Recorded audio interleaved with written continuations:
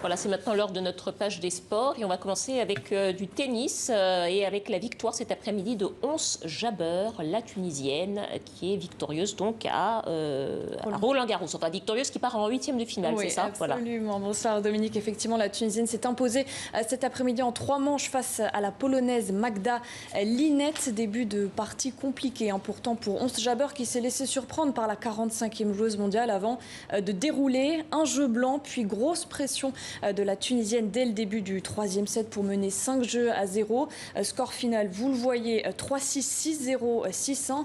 Et donc en 8e de finale, Ons Jabeur sera opposée à l'américaine Cory Gauff, qualifiée elle à l'issue de l'abandon de sa compatriote, l'américaine Jennifer Brady. On continue à parler des matchs amicaux des sélections africaines.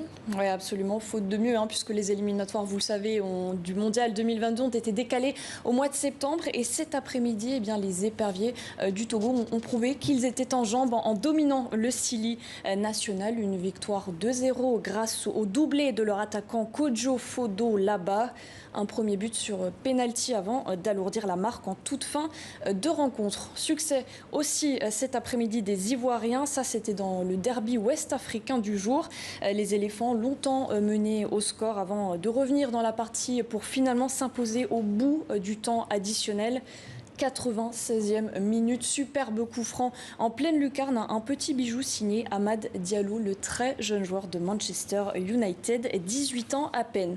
Et puis 2 autres rencontres en cours à vous signaler. D'abord le Sénégal qui fait face à la Zambie, ça se passe à Dakar.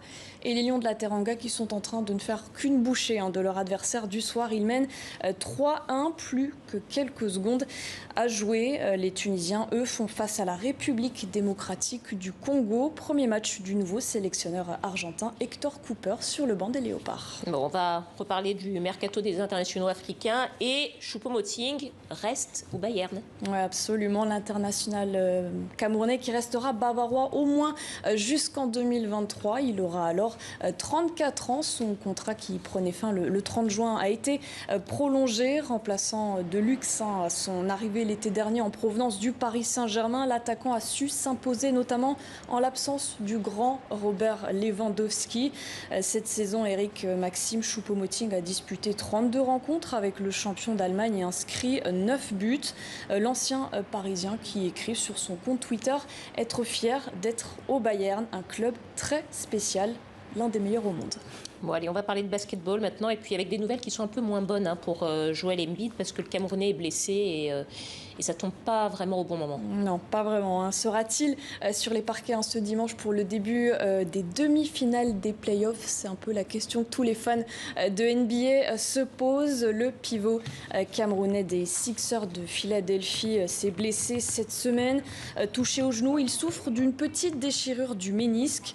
Les médecins ne se prononcent pas sur la durée de son indisponibilité. Mais son absence, c'est sûr, elle pourrait peser côté Sixers. C'est changer complètement la physionomie du match parce qu'avant sa blessure au tour précédent, il avait écrasé Washington, toujours avec ses stats impressionnantes. 67% de shoot réussis, une moyenne de plus de 29 points lors des 3 premières manches, entre autres. Joel Embiid, par ailleurs, qui est toujours en lice pour décrocher le trophée de MVP. C'est le trophée du meilleur joueur de la saison régulière de NBA. Bon, on lui souhaite un bon rétablissement et que tout se passe très bien. Merci beaucoup Théa, à demain. À demain.